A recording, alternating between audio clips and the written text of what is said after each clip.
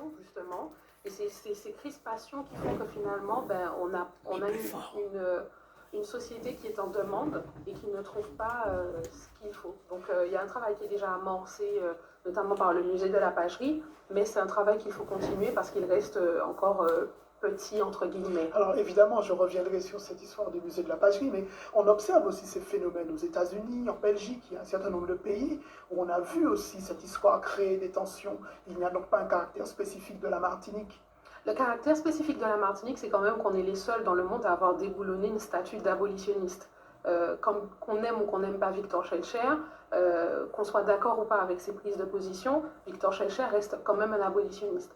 Tous les déboulonnages qui ont eu lieu aux États-Unis sont des déboulonnages d'esclavagistes, ce qui est quand même assez différent. Et c'est là où, encore une fois, on voit nos spécificités. Oui, déboulonner, se révolter, manifester contre la présence d'un monument dans l'espace public qu'on considère toxique, ça n'a rien de nouveau. De toute façon, c'est très français comme histoire, voilà. Mais pour le coup, déboulonner celle d'un abolitionniste, c'est une première. Vous pensez qu'il y a une volonté de faire rentrer le passé dans le présent, comme le disent certains spécialistes? Je ne sais pas si c'est faire rentrer le passé dans le présent, mais je crois que comme il y a un manque de discussion sur le passé, finalement, on chausse les lunettes du présent pour comprendre le passé, parce qu'on n'a pas les outils nécessaires qui permettent cette transmission de manière apaisée de notre histoire qui est si douloureuse et si compliquée. Vous pensez que c'est une question d'histoire ou une question de mémoire? Je pense que c'est les deux. Et qu'on a trop tendance à séparer les deux, même si effectivement ce n'est pas la même chose. Je crois que l'histoire aide à faire mémoire et que la mémoire aide à constituer l'histoire. Donc il faut lier les deux et il faut penser les deux ensemble pour pouvoir arriver en fait. Vous pensez qu'il y a donc une responsabilité collective de ne pas disposer de lieux de mémoire, de lieux de commémoration? Pourtant, je serais tenté de vous dire, on a quand même ces statues du Cap 110 au diamant, ça pourrait constituer un lieu de commémoration, ça ne suffit pas? Non, ça ne suffit pas parce que ce sont des lieux qui sont hors des habitations. La seule habitation à ce jour où on a trace des personnes esclavisées qui ont vécu, c'est le domaine de la pagerie. Et c'est tout à fait récent. Et ça, c'est très important de le comprendre. Si sur les lieux où étaient perpétrés ces crimes, on n'a pas un moyen de commémorer, de se souvenir de manière apaisée, on ne peut pas demander à une population de faire l'unanimité et de tourner la page, comme on aime dire, comme si ça peut se régler en un claquement de doigts. Et puis un traumatisme qui a duré sur des siècles, on ne peut pas s'attendre à ce qu'il soit réglé et apaisé au bout de 150 ans, aujourd'hui 173 ans. Vous pensez qu'en Martinique singulièrement, un certain nombre de personnes le disent, on résume trop l'histoire à l'esclavage et à la colonisation. Vous en pensez quoi? Moi, je crois qu'on ne fait pas suffisamment la distinction entre la période coloniale et esclavagiste et la période post-coloniale et post-esclavagiste. Et en fait, il faut comprendre qu'on est dans un après. Dans cet après, il y a des héritages, il y a des vestiges de cette société esclavagiste et coloniale, parce que les deux marchent ensemble chez nous, on ne peut pas les dissocier. Maintenant, nous ne sommes plus une société coloniale ou esclavagiste. Par contre, nous avons des héritages qui sont prégnants et qui sont parfois, souvent, très handicapants dans notre fonctionnement entre Martiniquais et Martiniquaises, mais plus largement avec la République française. Pourtant, vous n'ignorez pas, vous, historienne, qui dites « nous ne sommes plus à la période coloniale ou esclavagiste ». Il y a pourtant politiquement un discours qui est encore porté aujourd'hui. Vous l'entendez comme moi-même. Oui, vous en pensez quoi? Oui, je l'entends, mais je crois que la politique, c'est pas l'histoire. On travaille en tant que chercheur, c'est bien de dire que cette période est terminée. C'est pas parce qu'il y a des relents qu'elle n'est pas finie. Si on doit reprendre, quand je prends les sources où on a le quotidien de personnes qui vivent dans cette société martiniquaise, à l'époque de l'amiral Robert ou plus tard, ou plus tôt, on voit bien qu'on n'est pas du tout dans les mêmes conditions. On a une liberté de circulation. Je ne dis pas que tous les problèmes sont réglés et que tout va bien dans le meilleur des mondes, mais dire que la Martinique est une société coloniale, dans mon sens, à mon sens et par rapport à ma recherche, c'est pas la bonne définition. Il faudrait dire que nous sommes dans une société post-coloniale avec les relents de cette colonialité. Alors, précisément, vous l'avez évoqué tout à l'heure, je trouve notre débat absolument passionnant.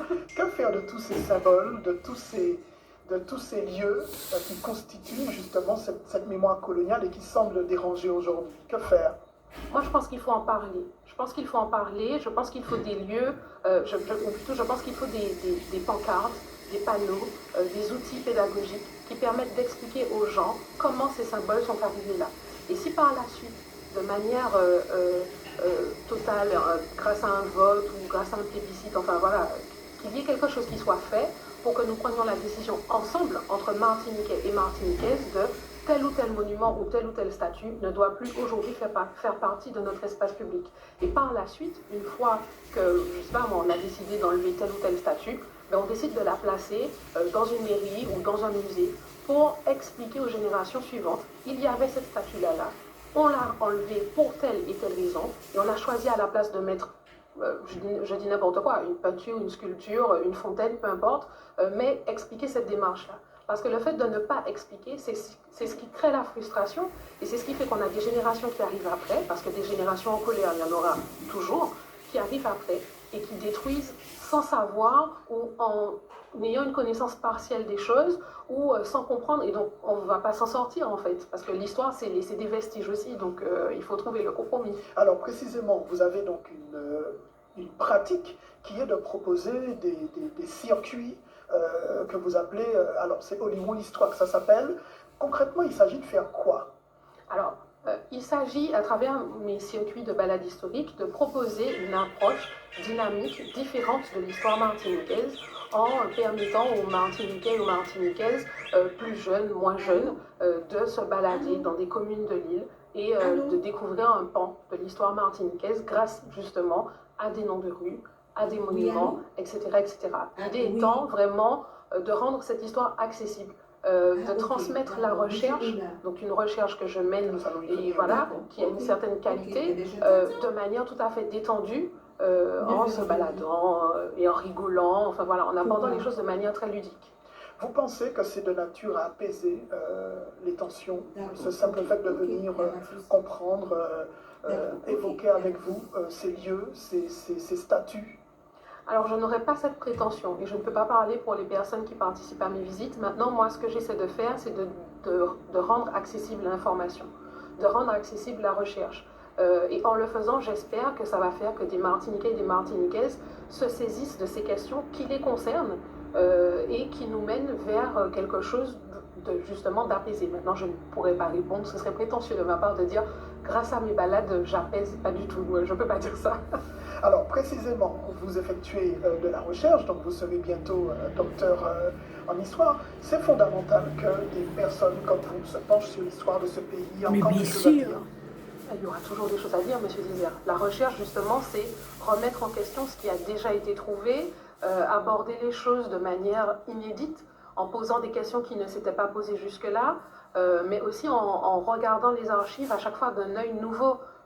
La manière dont mes pères qui sont passés avant moi, Armand Nicolas, Gilbert Pagot, ont étudié l'histoire martiniquaise, c'est pas la manière dont moi je vais l'aborder. Pourtant, on aura peut-être accès aux mêmes sources. Et ce regard nouveau que je porte, j'espère qu'un jour, d'autres chercheurs et chercheurs porteront un regard nouveau sur mon travail. Alors justement, je suis obligé de prendre mon papier, puisque vous faites donc une thèse « Mémoire de l'esclavage colonial, société et musique aux Antilles françaises » de 1956 à Cassave. Qu'est-ce que vous voulez démontrer à travers ce travail? Eh bien, tout simplement, ce travail de recherche se base sur le principe de l'esclavage, on n'en parle pas. C'est cette idée courante qui serait que notre mémoire de l'esclavage serait morcelée ou oblitérée, ou qu'elle serait vraiment éparse. Il y a d'abord eu le travail de Christine Chivalon qui m'a quand même pas mal inspirée avec cette idée du souvenir, qu'on a en fait des souvenirs dans nos pratiques quotidiennes de cette période esclavagiste. Et donc j'ai voulu voir si dans nos musiques, Guadeloupe et Martinique, on retrouvait des textes, des chansons qui évoquent l'esclavage, avec des prises de position. Et je dois vous dire qu'il y en a beaucoup, contrairement à ce qu'on pourrait penser.